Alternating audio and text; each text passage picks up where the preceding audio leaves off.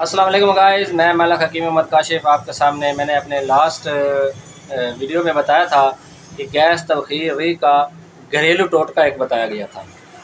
تو اب آج میں آپ اس کو طبی نسخے میں بتانے جا رہا ہوں کہ گیس ری اور قبض سے طبی نسخہ کیسے استعمال کیا جائے، یعنی کہ جڑی بوٹیوں سے کیسے جڑی بوٹیوں سے اور کون کون سی جڑی بوٹیوں سے کیا چیز بنائی جائے وہ بتانے جا رہا ہوں.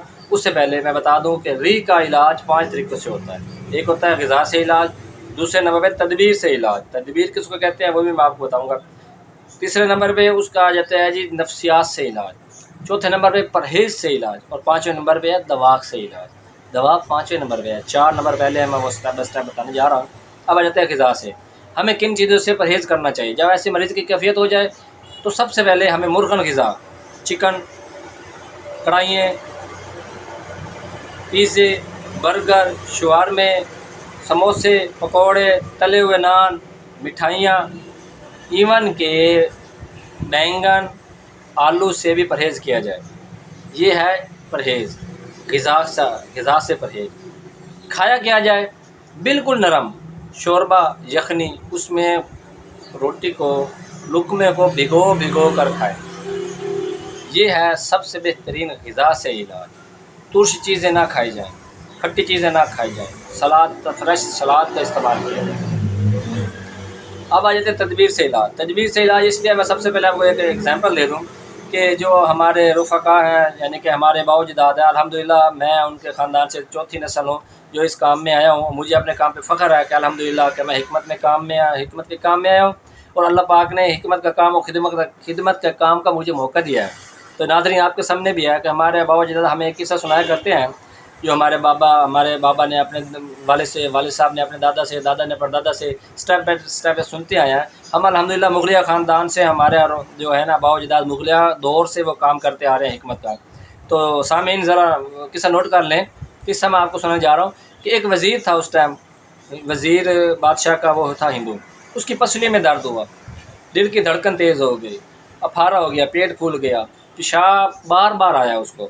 اور وہ ہمارے جو اس ٹائم کے بزرگ تھے حکیم صاحب، ان کے پاس آیا تو ان کو اس نے اپنی کیفیت بتائی. تو ہمارے حکیم صاحب نے کہا، جو ہمارے استاد تھے، ہم ان کو استاد کہتے ہیں ہمارے باؤ جداد، تو انہوں نے کہا وزیر کو کہ جناب وزیر صاحب آپ اپنا کھانا جو ہے نا، جو رات کو کھاتے ہیں نا، وہ 4 بجے کھایا کریں. یہ تدبیر ہے. اب اس میں کیا حکمت تھی؟ حکیم صاحب کا وہ حکم سن کر وہ وزیر اٹھ کر تو چلا گیا، ناراض بھی ہوا کہ میں آیا ہوں، مجھے وہ پروٹوکول نہیں ملا. لیکن اس نے کھانا واقعی 4 بجے کھایا. اور 4 بجے کھانے کے بعد اگلے دن حکیم صاحب کے پاس دوبارہ گیا تو حکیم صاحب سے کہا کہ حکیم صاحب میں تو ٹھیک ہو گیا ہوں. تو حکیم صاحب سے اس نے وجہ پوچھی تو حکیم صاحب نے یہ کہا کہ آپ کھانا رات کو کھایا کرتے ہیں، رات کو کھانے کی وجہ سے آپ کے اوپر تھکان ہوتی ہے، سارا دن چلنے پھرنے کی وجہ سے، سلطنت کے مصروفیات کی وجہ سے، ذمہ داریوں کی وجہ سے آپ کھانا لیٹ کھاتے ہو، اور جب کھانا کھاتے ہو تو فوراً سو جاتے ہو. لہٰذا میں نے آپ کی ٹائمنگ کو چینج کیا ہے کہ کھانا اس ٹائم کھایا جائے جب تھوڑی سی واک بقایا رہ جائے. مثال کے طور پر ہمیشہ کھانا آپ لوگوں نے اس ٹائم کھانا ہے جس ٹائم تھوڑی سی واک باقی ہو. کھا کر فوراً نہیں سونا. 4 بجے کھا لیں، 5 بجے کھا لیں، 7 بجے کھا لیں، 8 بجے کھا لیں. اس کے علاوہ اگر کھانا کھا کے فوراً سونا ہے تو یہ کیفیت ہو سکتی ہے. دوسرے نمبر پہ سب سے نفسیات کیسے ہے کہ مریض کو مینٹلی طور پہ اس چیز کا مطمئن ہونا چاہیے. دوسرے بندے کو بھی چاہیے کہ اس کو کنوینس کریں، اس میں کسی قسم کا کوئی وہم نہ ڈالیں. دیکھو جو پیشنٹ ہے اس کو تو وہم ہو جاتا ہے، میرے دل کی بیماری ہو گئی، کسی نے کہہ دیا. مثال کے طور پر میرے پاس مریض آتے ہیں، وہ ٹینشن کا شکار ہوتے ہیں. میں نے پہلے بھی ذکر کیا، ڈپریشن ٹینشن ہے، نفسیات ہے. اس کو نفسیات کے طور پر، مینٹلی طور پر مطمئن ہونا چاہیے کہ یہ ری کا درد ہے، یہ ری کی کیفیت ہے، یہ دل کی کیفیت نہیں ہے. پرہیز سے علاج میں نے آپ کو بتا دیا کہ کن کن چیزوں سے پرہیز کیا جائے. اب آتے ہیں دوا کی طرف. دوا جو میں آپ کو سیٹ کر رہا ہوں اس میں ہے کالی مرچ، سفید زیرہ، اس کے بعد پودینہ، اس کے بعد انار دانہ، اس کے بعد کالی مرچ، نشادر کے بعد نسری. ان سب چیزوں کو کوٹ لینا ہے. جو میں اس کو سیٹ کر رہا ہوں وہ میں نے لکھ کر آپ کو پوسٹ کر دوں گا. ان سب چیزوں کو کوٹ لینا ہے، باریک کر لینا ہے. باریک کر کے 1 چمچ ہر کھانے کے بعد صبح و شام ہر کھانے کے بعد صبح و شام. پیٹ میں درد ہو، گیس ہو، تبخیر ہو، ہر کھانے کے بعد یعنی کہ آپ نے آدھا چمچ صبح آدھا چمچ شام میں لینا ہے.